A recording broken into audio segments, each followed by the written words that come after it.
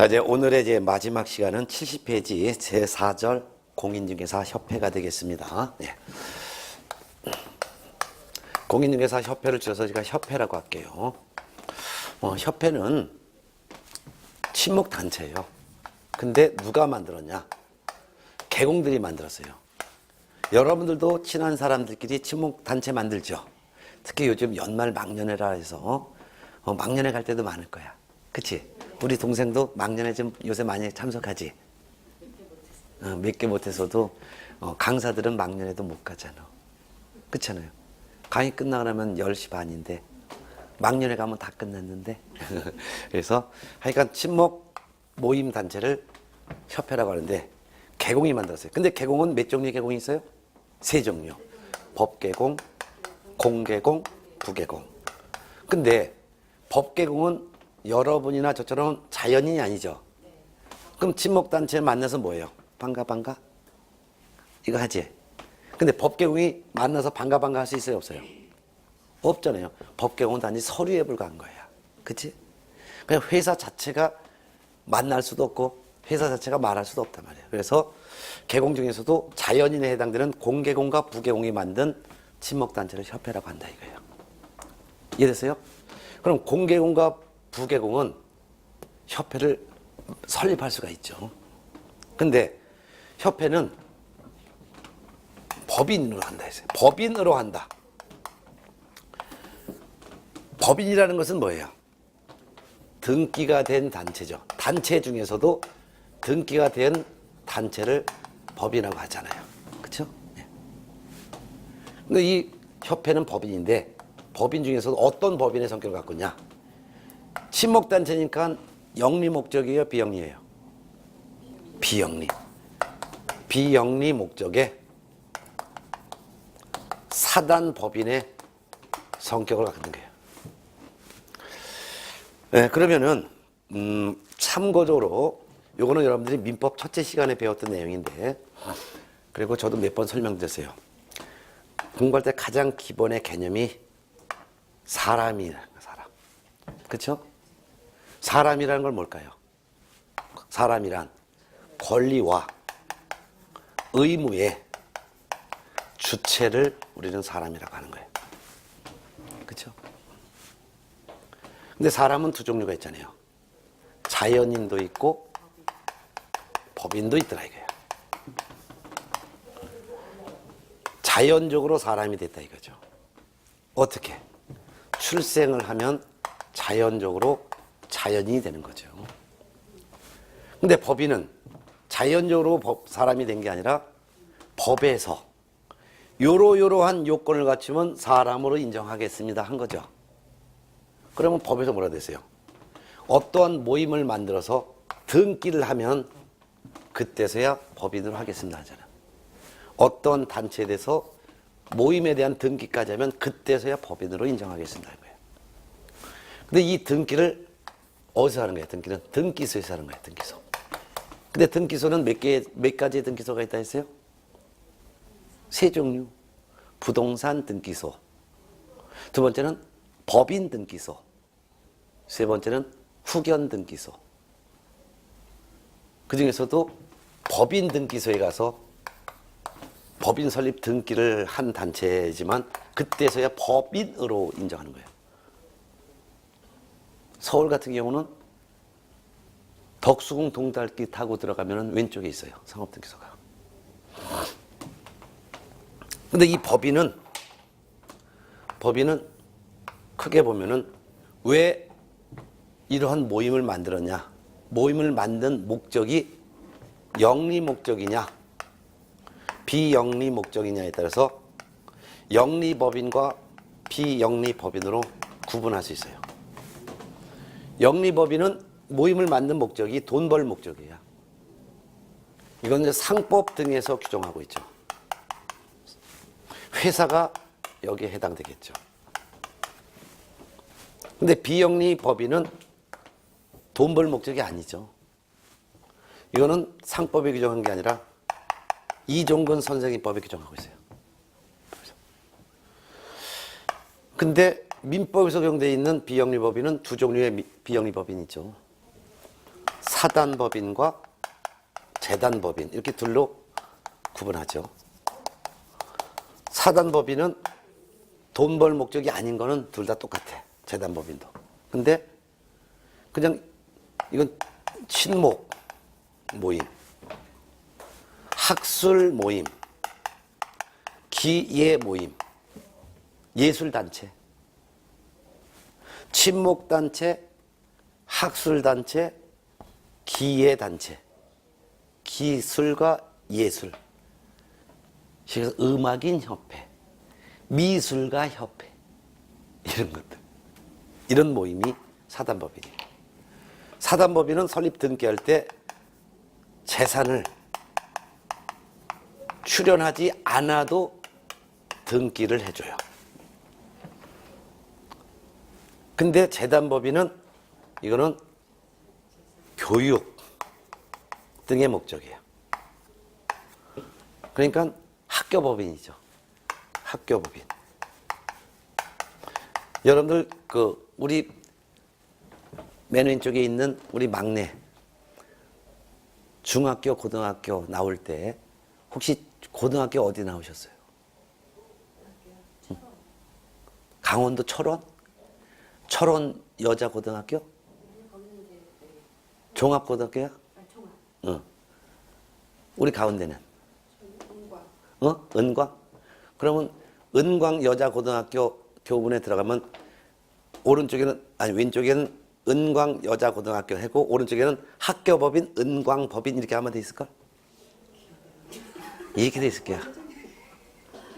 학교 들어가면서 교문에 한쪽은 무슨 중학교, 무슨 고등학교, 오른쪽엔 학교법인 무슨 법인. 그게 바로 학교법인이 바로 재단법인이야.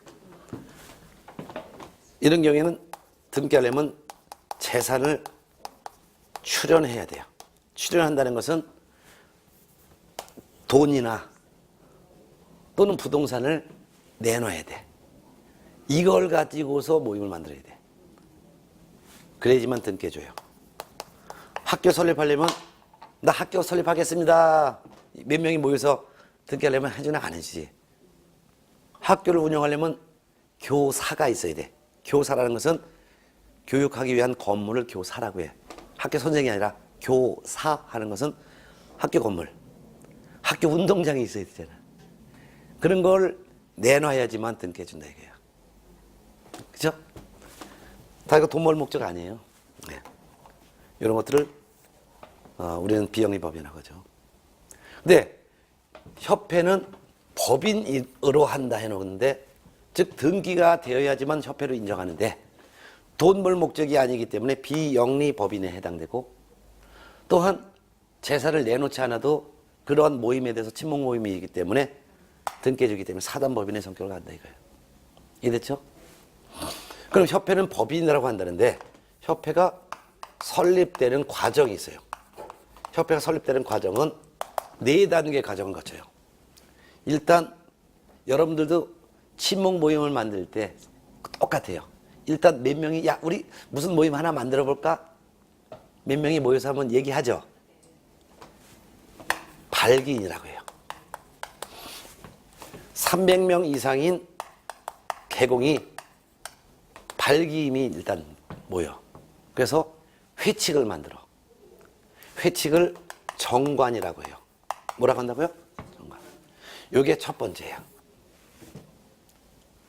그런 다음에 두 번째 단계는 이 정관에 대해서 동의를 해야 되는데 누가 동의해야 되냐?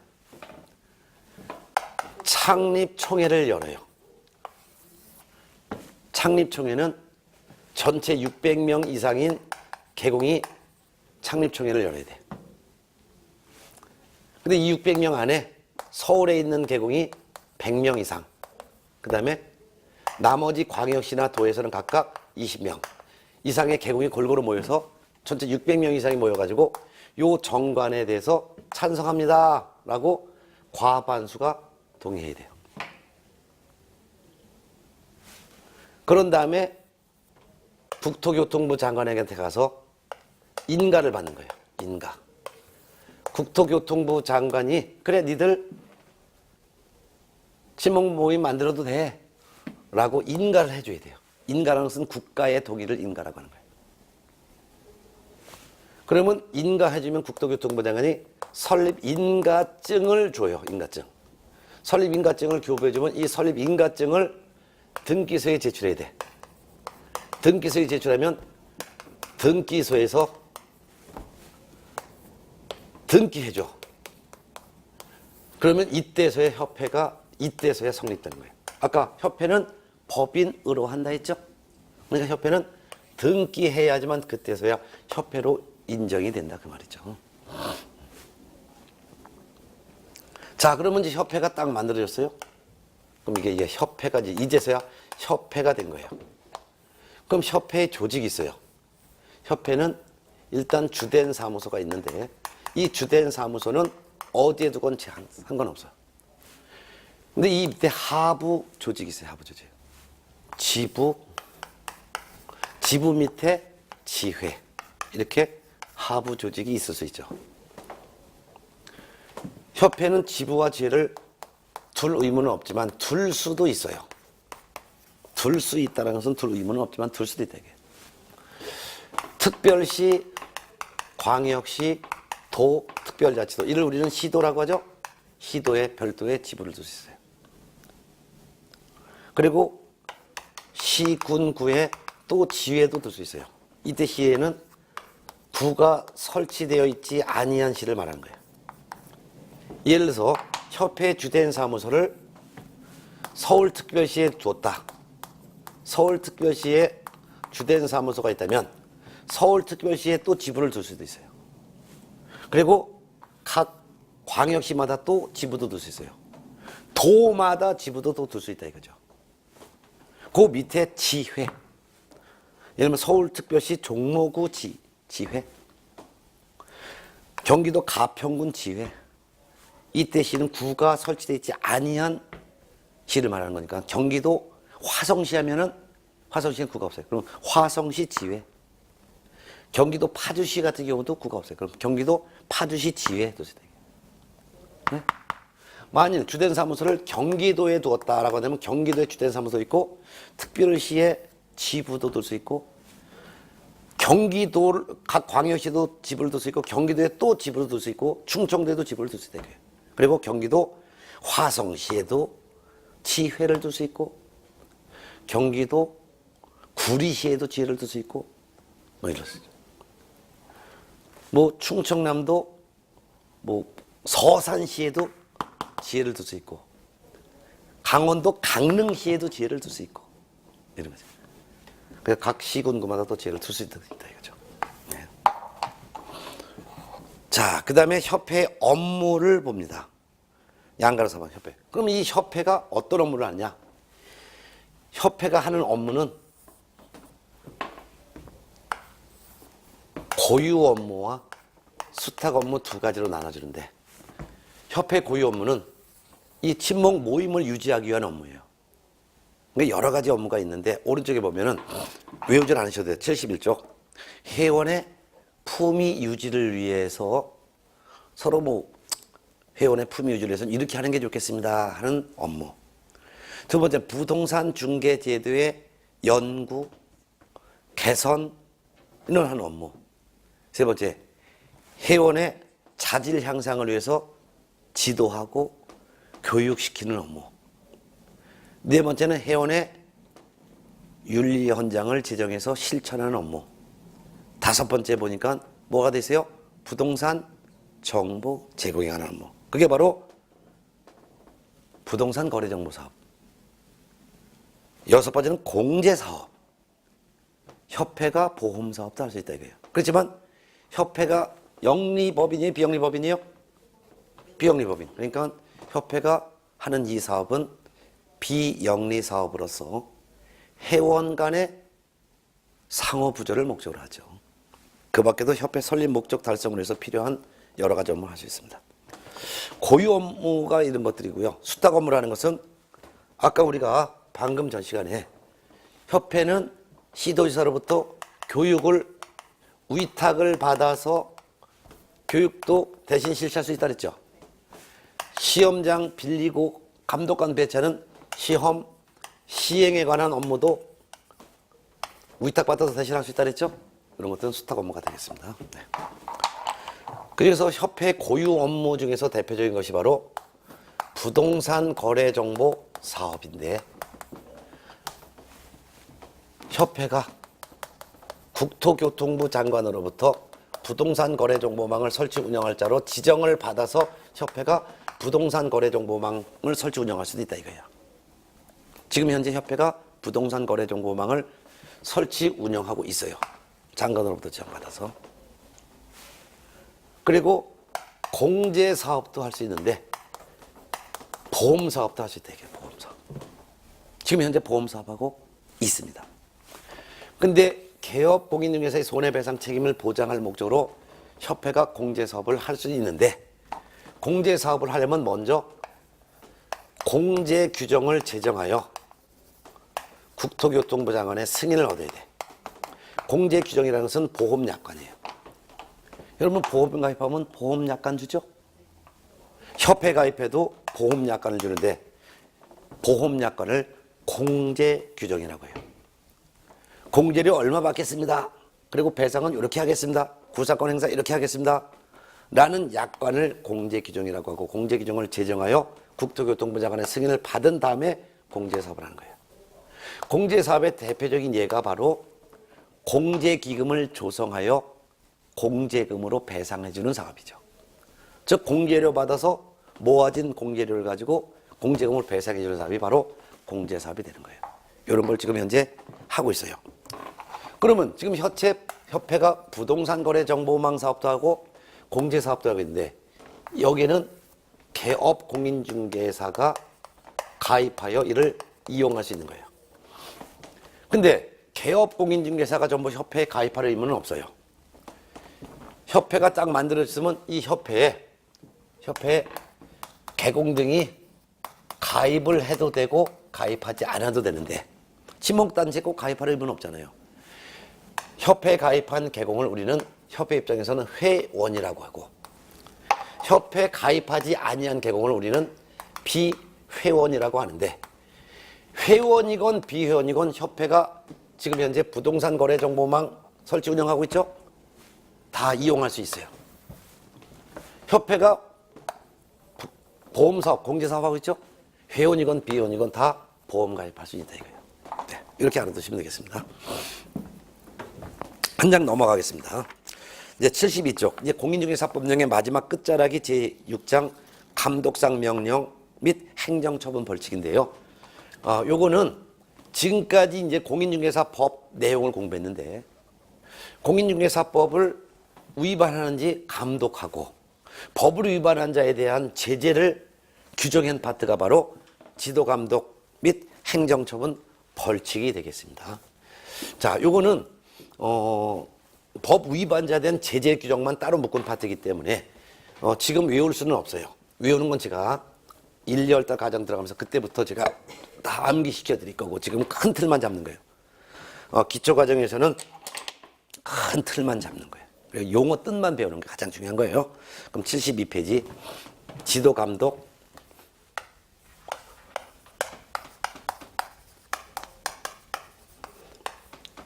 행정처분 및 벌칙, 요거를 공부할 거예요. 지도감독이라는 건 뭐냐면은 공인중개사법 규정에 따라 제대로 사업을 하는지 국가가 제도하고 감독한다 이거예요. 누가? 국가가, 기관이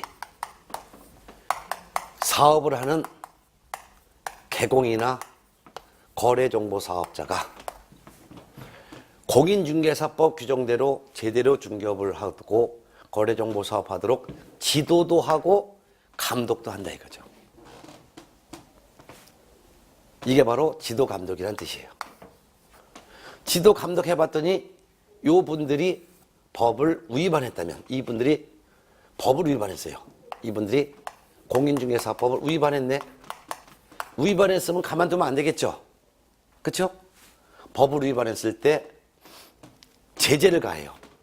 법 위반자에 대한 제재를 가하는데 그 제재가 바로 행정처분과 벌칙이라는 거예요. 그러면 교재 73쪽 행정처분이 나와요. 행정처분. 행정처분은 것은 법을 위반한 자에 대한 제재를 가하는데 행정관청이 법을 위반 자에 대해서 자기의 자격을 박탈시키는 취소 처분을 하거나 또는 정지 처분을 하는 것을 행정처분이라고 부르는 거예요. 그럼 행정관청은 등록관청도 행정관청이죠?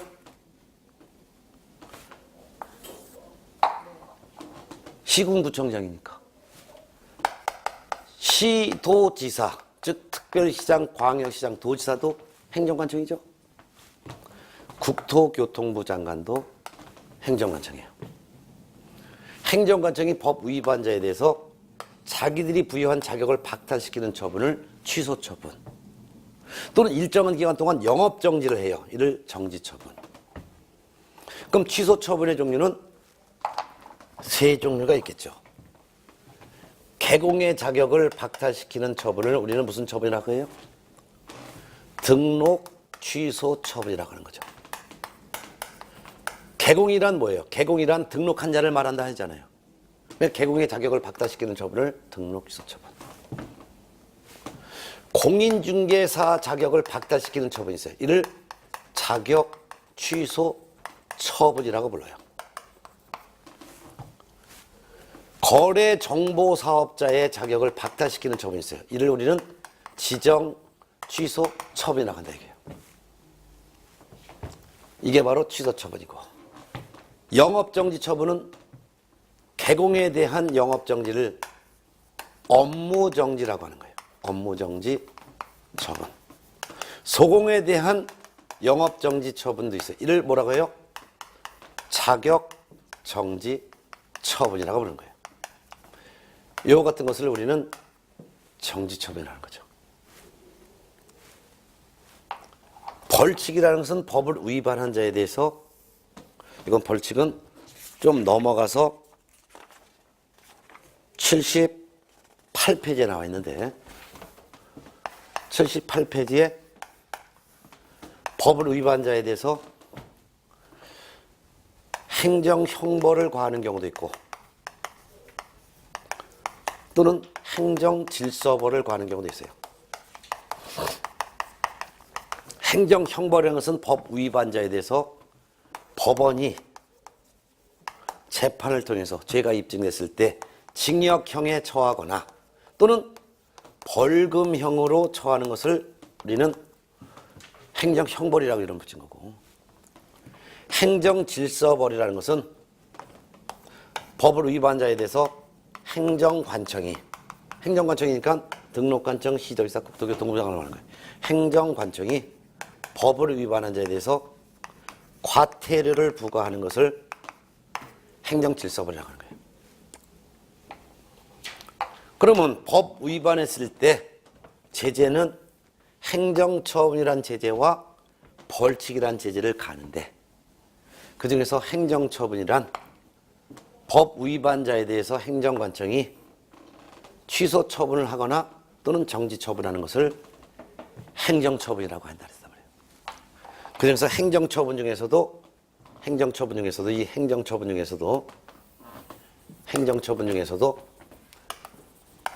교재 73페이지를 봐요.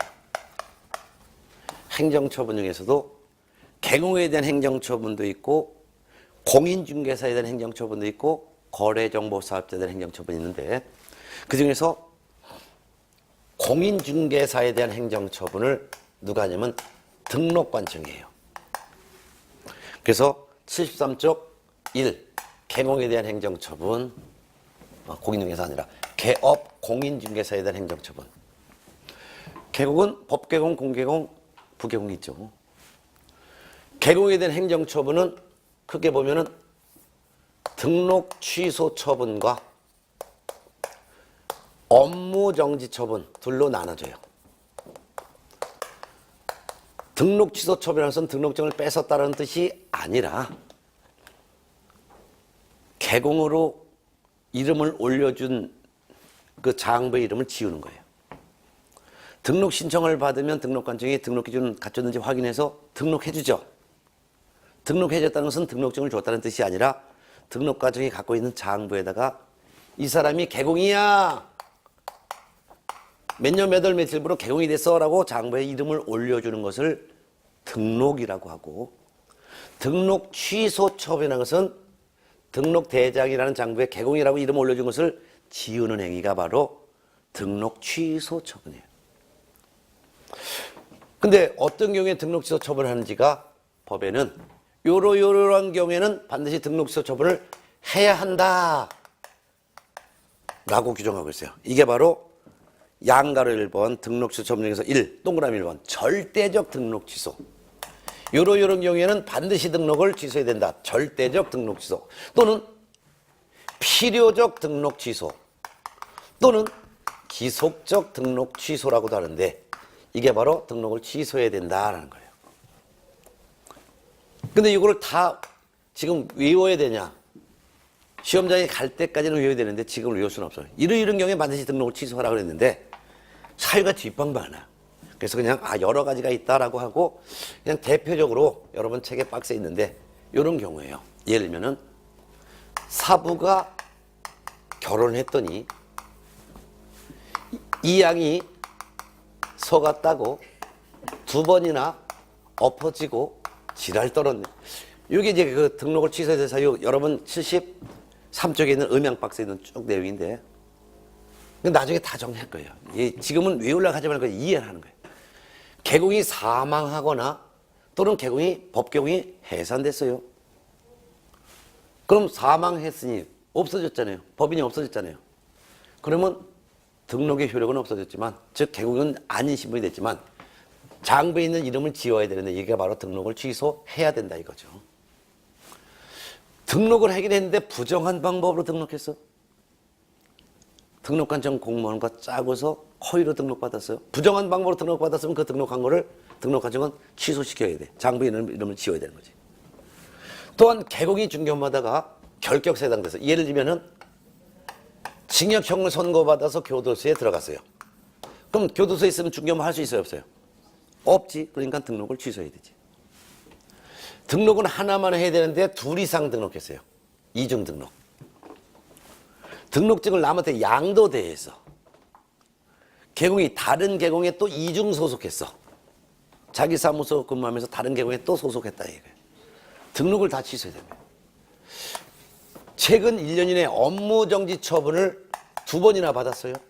업무정지는 영업정지인데 개공에 대한 영업정지 처분을 업무정지 처분이라고 하죠. 근데 업무정지 기간은 6개월 범위 안에서 정해져요. 짧으면 15일 업무정지할 수도 있고 많이 길어봤자 6개월. 요 범위 안에서 업무정지를 한다 이게요. 업무정지를 2번 받은 상태에서 또 업무정지에 해당되는 행위를 했다면 이거 상습범이지. 이때는 업무정지하지 않고 등록을 무조건 취소시키는 거예요. 또한 개공이 업무정지 받았어요. 그럼 업무정지 기간이 있단 말이에요. 업무정지 기간 중에 중개 업무를 못 하는데 업무정지 기간 중에 만약 중개 업무를 직접 했다면은 등록을 취소해야 되는 거예요. 개공이 고용한 소속 공인중개사가 자격정지를 받았어. 자격정지는 소공에 대한 영업정지를 자격정지라고 하죠. 이것도 6개월 범위 안에서 영업정지예요. 소공에 대한 영업정지, 자격정지. 자격정지 기간 중에 있는 소속 공인중개사에게 이 개공이 중개업무라고 시켰어. 일 시켰다면 일 시킨 개공의 등록을 취소시켜야 된다 뭐 이런 거죠. 이런 경우에 이제 등록을 취소해야 되는 사유가 있었죠. 이게 쓸 필요도 없대. 책에 다 있는데 이걸 왜 써? 이걸. 나중에 암기할 것도 한꺼번에 다 암기 방법에다 다 정리될 텐데. 근데 동그라미 2번 74쪽은 상대적 등록 취소라는 게 있어요. 이건 등록을 취소할 수 있다 이거예요. 등록을 취소할 수 있다는 것은 등록을 취소할 수도 있지만 안 하고 6개월의 업무 정지를 대신 할 수도 있는 경우를 우리는 등록을 취소할 수 있다 이게. 이를 상대적 등록 취소 또는 재량적 등록 취소 또는 임의적 등록 취소라고도 표현해요. 이런 경우에 등록을 취소할 수도 있지만 안 하고 6개월간 업무 정지를 할 수도 있는 사유가 있어요. 이런 위반행위. 어떤 위반행위냐?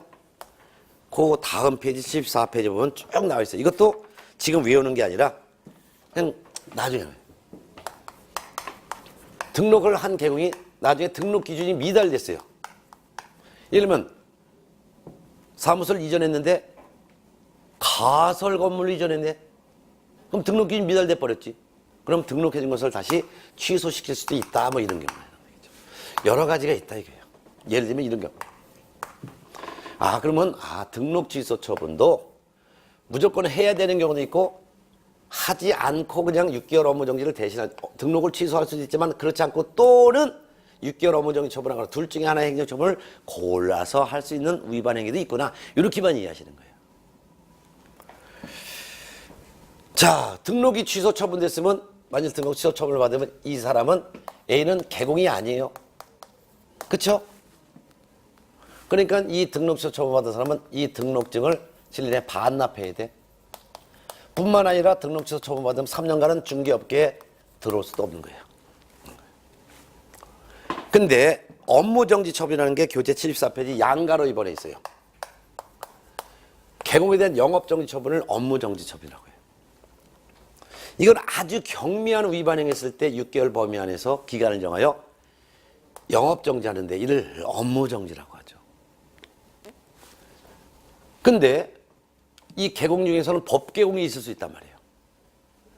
법개공이 만일 if 법개공이 있는데 법개공하면 이건 주된 사무소를 말하는데 플러스 별도로 분사무소 둘 수 있죠.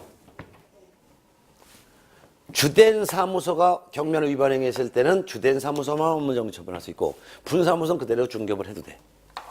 근데 분사무소에서 법을 위반했으면 분사무소만 영업정지하고 주된 사무소는 그대로 중개업을 하게 할 수 있어요. 그렇기 때문에 법인인 개업공인중개사에 대해서는 법인 또는 분사무소별로 따로따로 법을 위반한 사무소만 업무정지할 수도 있어요. 네. 뭐 업무정지 할 수 있는 사유가 교재 뒷방 많은데 74페이지 보면 1번, 2번 쭉 있는 것 중에서 2번 보세요. 예를 들면은 어떤 경우 업무정지 할 수 있냐. 개공은 업무하기 전에 인장 등록부터 해야죠. 어떤 도장을 사용할지 등록관청에 알린 다음에 업무해야 되잖아요. 인장 등록하지 않고 업무를 개시했다든가 이런 경우가 바로 업무정지 할 수 있는 사유 중에서 하나가 되죠. 이 업무정지 사유도 뒷방 많은데 이것도 1, 2월달 공부할 때 싹 한꺼번에 정리할 거예요. 지금은 업무정지하면 개공에 대한 영업정지를 말하고 기간은 6개월을 초과할 수 없구나. 이렇게만 알아두면 돼요. 그 다음에 한 장 넘어가서 교재 76페이지 2번 공인중개사에 대한 행정처분을 보겠어요. 공인중개사에 대한 행정처분은 누가 하냐면 시도지사가 해. 특별시장, 광역시장, 도지사가 공인중개사에 대한 행정처분해. 이때 공인중개사는 자격이 있는 모든 사람 다 적용되는 공인중개사가 있어요. 공인중개사란 이 법에 의하여 자격을 취득한 자죠. 그러니까 자격을 취득하여 등록까지 한 자, 뭐라 불러요? 공인중개사인 개업공인중개사라고 하잖아요. 공인중개사 자격을 취득하여 개공에 취직을 했어요. 취직을 뭐라고 불러요? 소속. 이런 사람을 뭐라 불러요? 소속 공인중개사. 공인중개사 자격 취득했지만 전혀 중개업에 종사하지 않고 자격증 썩혀 먹고 있어요. 그냥 일반 공인중개사. 이런 사람들도 다 공인중개사예요. 자격 있는 모든 사람에 대해서 시도지사가 할 수 있는 게 뭐냐면 자격증을 교부한 시도지사가 할 수 있는 게 바로 자격 취소예요. 자격 취소 처분에서는 자격증을 뺏었다는 뜻이 아니라 자격증 교부대장에 공인중개사가 되었다라고 기록한 것을 지은 행위가 바로 자격 취소 처분이에요. 준 놈만이 뺏을 수 있다 이거죠. 근데 자격증을 교부한 시도지사와 공인중개사의 사무소가 소지하고 있는 시도지사가 서로 다를 수가 있어요. 이럴 때는 사무소 소재지 시도지사가 먼저 자격 취소 처분에 필요한 절차를 이행해요. 자격 취소 처분에 필요한 절차라는 것은 법 위반했는지 조사만 하는 거죠. 법 위반 조사. 조사하면 결과가 나오겠죠. 조사 결과가 나와. 이 조사 결과를 자격증 교부한 시도지사에게 통보하는 거예요. 자격증을 교부한 시도지사에게 조사 결과를 통보하면 자격증을 교부한 시도지사가 이 공인중개사에 대해서 자격 취소 처분을 해야 되는 거죠. 자격 취소 처분을 해야 된다 이거예요. 어떤 경우에 자격 취소 처분을 해야 되는지가 바로 74페이지 음향박스에 나와 있어요. 이것도 나중에 다 할 거지만 이런 경우죠. 부정한 방법으로 자격을 취득했다든가, 자격증을 남한테 양도대했다든가, 소속 공인중개사가 영업정지 받았어요. 그걸 자격정지라고 하죠. 그럼 자격정지 기간 중에 중개업무하면 안 되는데 자격정지 기간 중에 중개업무를 계속하거나 또는 공인중개사법 위반으로 징역형을 선고받았거나 하는 경우에는 자격을 취소해요. 자격 취소 처분 받으면 이제 이 사람은 이제 공인중개사의 자격이 박탈된 거예요. 그러니까 이 자격증을 교부한 지도자가 7일 내에 반납해야 돼. 자격 취소됐다 끝나는 게 아니라 자격 취소 후 3년간은 시험에 응시도 못해. 뿐만 아니라 3년간은 중개업소에 종사도 할 수가 없는 거죠. 근데 이 세 종류의 공인중개사 중에서도 특히 소속 공인중개사에 대한 영업정지가 있어요. 이를 뭐라 불러요? 소속 공인중개사에 대한 영업정지를 뭐라고 한다 했어요? 차격정지. 그래서 자격정지는 소속 공인중개사에게만 적용되는 영업정지인데 6개월 범위 안에서 자격증을 교부한 지도자가 소속 공인중개사에 대한 영업정지 할 수 있는데 이를 자격정지라고 해요. 예를 들면 소속 공인중개사가 어떤 경우 했느냐. 소속 공인중개사도 한 중개사무소에만 속해야죠. 근데 여러 중개사무소에 이중 소속을 했다든가 소속 공인중개사도 업무하기 전에 인장 등록해야죠. 인장 등록을 하지 않고 소속 공인중개사가 업무를 시작을 했다든가 하는 경우에는 6개월 범위 안에서 소공에 대한 영업정지할 수 있는데 이를 자격정지 처분이라고 한다. 개념만 이해하시면 돼요. 상세한 것도 다 1월달에 할 거예요. 그 다음에 교재 78쪽 보면 거래정보사업자에 대한 행정처분이 나와 있어요. 요거는 판서 안 하고서 국토교통부 장관이 거래정보사업자로 지정한 것을 취소시킬 수 있어요. 이를 지정취소라고 합니다. 거래정보사업자가 되는 방법은 지정이죠. 지정 누가 해줬어요? 국토교통부 장관이 네가 부동산 거래정보망을 설치 운영해서 돈 벌어도 돼 라고 지정해줬는데 부동산 거래정보망을 제대로 운영하지 않았을 때 국토교통부 장관이 지정을 취소시킬 수가 있다 이거죠. 어떤 경우에 지정을 취소할 수 있는지 78페이지에 5가지 사유가 있는데 이것도 지금 외우는 게 아니라 그냥 이런 경우로구나 이렇게 그냥 가볍게 터치하면 돼요. 예를 들면 거짓 그 밖에 부정한 방법으로 지정을 받았다든가 하면 지정을 취소시킬 수도 있고 거래정보사업자로 지정을 받고서 3월 내에 운영규정을 지정하여 승인받아야 되는데 안 했다든가 또는 세 번째 거래정보사업자는 오로지 개공으로부터 공개 의뢰받은 정보만 공개해야 되는데 생활정보지 있는 정보 등을 공개했다든가 또는 개공으로부터 의뢰받은 내용과 다르게 정보를 공개했다든가 뭐 이런 경우에는 그 지정해 준 것을 다시 취소시킬 수가 있다 이거죠. 이런 거. 근데 아까 등록 취소 처분 받은 개공 등록증 반납하고 자격 취소 처분을 받은 공인중개사 자격증을 반납하라 했어요. 근데 개공이 영업정지 즉 업무정지 받았어요. 소공이 영업정지 즉 자격정지 처분 받았어요. 하더라도 등록증 자격증 반납하지 않아요. 또한 거래정보사업자 지정 취소 처분을 받아도 지정서를 반납할 의무는 없습니다. 결국 행정처분 중에서 증 반납해야 되는 경우는 등록 취소 처분 받은 경우와 자격 취소 처분 받은 경우만 증 반납 의무가 있다. 이렇게 알아두고 등록 취소 처분 받으면 개공의 신분이 없어진 거기 때문에 일반인이 된 거다. 자격 취소 처분을 받아도 공인중개사 자격이 박탈됐기 때문에 이때부터는 공인중개사가 아니다. 근데 개공이 업무정지 처분을 받아서도 개공의 신분은 그대로 인정하고 단지 업무정지 기간 중에만 중개업무 못하는 거다.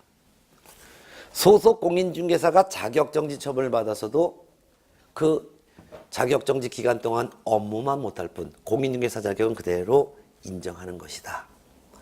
거래정보사업자 지정취소 처분받으면 거래정보사업자의 자격은 박탈된 것이다. 이렇게 보면 되겠습니다. 예. 자, 마지막 벌칙이 제3절인데 법을 위반한 자에 대한 행정처분도 할 수 있지만 거기다 벌칙도 갈 수 있어요. 벌칙은 행정형벌과 행정질서벌 두 가지가 있는데 행정형벌이라는 것은 법 위반자에 대해서 법원이 재판을 정해서 죄가 입증되면 징역형으로 처벌하거나 또는 벌금형으로 처벌하거나 둘 중에 하나를 골라서 처벌하는 것을 행정형벌이라고 합니다. 이 행정형벌은 지금 현재 법 규정이 두 가지가 있어요. 행정형벌은 3년 이하의 징역 또는 여기 책에는 2천만 원이라도 있는데 그걸 개정됐어요. 그래서 2천이 아니라 3천만 원 이하의 벌금, 3년 이하의 징역 또는 3천만 원 이하의 벌금 중에 하나로 처벌하는 사유와 그게 바로 교재 78페이지 양가로 1번이에요. 그 다음에 양가로 2번은 79페이지에 있는데 법 위반자에 대해서 1년 이하의 징역형에 처하거나 또는 1천만 원 이하의 벌금형으로 처하거나 둘 중에 하나로 처벌하는 것이 둘로 나눠져 있어요. 그러면 3년 이하의 징역 또는 2천만 원 이하의 벌금형에 처하는 사유가 요거 예전에 2000년대 3천으로 개정됐어요. 개정됐으니까 꼭 개정됐으니까 3년 이하의 징역 또는 3천만 원의 벌금. 예를 들면 박스에서 78페이지 1번 중개사무소 등록하지 않고 중개업을 했다. 즉 무등록 중개업을 한 자. 두 번째 거짓 그 밖에 부정한 방법으로 등록한 자. 그 밖에 세 번째 하지 말아야 할 금지 행위 중에서도 양도 알선 등이 금지된 관계법령에서 양도 알선 등이 금지된 부동산의 분양 임대 등과 관련 있는 증서, 예를 들면 주택청약 통장 같은 증서를 매매 교환하도록 중개했거나 그러한 증서의 매매를 업으로 한 경우, 중개 의뢰인과 직접 거래하거나 거래 당사자 쌍방을 대리한 경우, 그 다음에 79쪽 동그라미에서 한번 탈세 등 관계법령을 위반할 목적으로 소유권 보존 등기 또는 이전 등기하지 아니한 부동산이나 관계법령의 규정에 의하여 전매 등 권리 변동이 제한된 부동산의 매매를 중개하는 등 부동산 투기를 조정했다. 즉 미등기 전매를 중개했다. 이런 경우에 옛날에는 3년 이하의 징역 또는 2천만 원 이하의 벌금형이지만 이번에 법이 개정되어 3년 이하의 징역 또는 3천만 원 이하의 벌금형에 처한다. 또한 79쪽 1년 이하의 징역 또는 1천만 원 이하의 벌금 중에 하나의 형벌을 골라서 때릴 수 있는 위반 행위도 있는데 뭐 쭉 있어요. 그것도 그냥 여러 가지가 있는데 예를 들면 1번 다른 사람에게 자기의 개공이 다른 사람에게 자기의 성명을 사용하여 중개업무를 하게 했거나 또는 등록증을 다른 사람한테 양도대했다든가 또는 등록증 자격증을 양도한 사람뿐만 아니라 양소대 받은 사람이라든가 이런 경우가 되겠죠. 또는 2번 공인중개사가 아닌 자가 공인중개사 또는 이와 유사한 명칭을 사칭했다든가 또는 이중 등록했다든가 뭐 이런 이중 사무소에 설치 뭐 둘 이상의 사무소에 소속했다든가 뭐 하는 경우가 있겠죠. 이와 같은 경우는 1년 이하의 징역 또는 1천만 원 이하의 벌금에 처한다. 그럼 이 지금 사유를 전부 다 외우는 게 아니라 이 사유는 1월 달부터 공부할 때 그때 이제 순차적으로 외우고 지금을 외우는 게 아니라 행정형벌이라는 뜻이 공인중개사법을 위반한 자에 대해서 법원이 재판을 정해서 죄가 입증되면 징역형 또는 벌금형 중에 하나로 처벌하는 것을 행정형벌이라고 하는데 3년 이하의 징역 또는 2천만 원 이하의 벌금형에 처해질 수 있는 사유와 1년 이하의 징역 또는 1천만 원 이하의 벌금 중에 하나로 처벌하는 사유를 둘로 지금 현재 나눠져 있구나. 이렇게만 개념 잡으시면 돼요. 자, 마지막이 이제 80페이지 행정질서벌입니다. 행정질서벌이라는 것은 법을 위반한 자에 대해서 행정관청이 과태료를 부과하는 것을 행정질서벌이라고 하는 거다. 그래서 앞으로 공부하면서 행정질서벌하면 과태료 부과하는 거, 행정정벌하면 징역 또는 벌금형을 과하는 거, 이렇게 이제 뜻만 이해하면 돼요. 행정질서벌도 500만 원 이하의 과태료를 부과하는 경우와 100만 원 이하의 과태료를 부과하는 경우 둘로 이렇게 나눠져 있어요. 이것도 나중에 다시 합니다. 그냥 행정질서벌이라는 과태료를 부과하는데 행정관청이 부과하는구나. 500만 원 이하의 과태료를 부과하는 사유도 있고 100만 원 이하의 과태료를 부과하는 사유도 있구나 이렇게 보면 돼요. 이것도 나중에 다 암기가 돼요. 한 방에 다 암기가 돼요. 이렇게 구분만 알아두면 예를 들면 500만 원 이하의 과태료 사유도 우리가 이제 1월 달부터 그때 할 때 하겠는데 이런 거예요. 뭐 설, 연수, 영감, 감시용 이게 전체가 500만 원 이하의 과태료. 예를 들면은 설, 연수, 영감, 감시용 이게 500만 원 이하의 과태료인데 쓸 필요도 없어요. 개공이 매수인에게 설명을 제대로 하지 않았을 때는 500만 원 이하의 과태료. 실무교육을 받고 2년마다 연수육을 받아야 되는데 연수육을 안 받은 사람도 500만 원 이하의 과태료. 거래정보사업자가 운영규정을 위반하면은 500만 원이 과태료. 거래정보사업자가 국토교통부 장관이 업무 보고해봐라 이런 감독상 명령했는데 이에 따르지 않아도 500만 원이 과태료. 협회가 업무 보고해봐라 이런 명령 따르고도 감독상 명령을 따르지 않았거나 공제사업이라는 것을 제대로 하지 않으면 시정명령을 해. 시정명령 따르지 않았을 때 1년간의 운용실적을 공시해야 돼. 사업실적 공시하지 않았을 때도 500만 원이 과태료. 뭐 이런 게 있는데 이게 500만 원 이하가 과태료인데 그거 나중에 상세히 설명을 또 해요. 100만 원 이하의 과태료도 뭐 이복의 문패 반납 뭐 이런 건데 사무소 이전했으면 이전 신고, 사무소 이전 신고 안 하면은 100만 원 이하가 과태료. 중개가 완성됐을 때 보험 가입했다라고 거래 당사자에게 설명해야죠. 보험서도 복사해줘야지. 그거 안 해도 100만 원 이하가 과태료. 사무소에 등록증 게시하지 않아도 100만 원 이하가 과태료. 사무소 명칭을 쓸 때 공인중개사 사무소 또는 부동산 중개 이런 문자를 써야 되는데 안 써도 100만 원 이하가 과태료. 폐업하고자 할 때 미리 폐업 등의 신고를 해야 되는데 폐업 신고하자고 무단 폐업해도 100만 원이 과태료. 등록 취소나 자격 취소 받은 사람이 7일 내 등록증 자격증 반납해야 되는데 자격증 등록증 반납 안 해도 100만 원 이하. 이게 바른 거 100만 원 이하인데 요런 내용이 그냥 공인중개사법에서는 행정질서벌이란 법 위반자에 대해서 행정관청이 과태료를 부과하는 것이 행정질서벌이라는 뜻이구나. 행정형벌이라는 것은 법 위반자에 대해서 법원이 재판을 정해서 징역 또는 벌금형을 형벌을 가하는 것을 행정형벌이구나.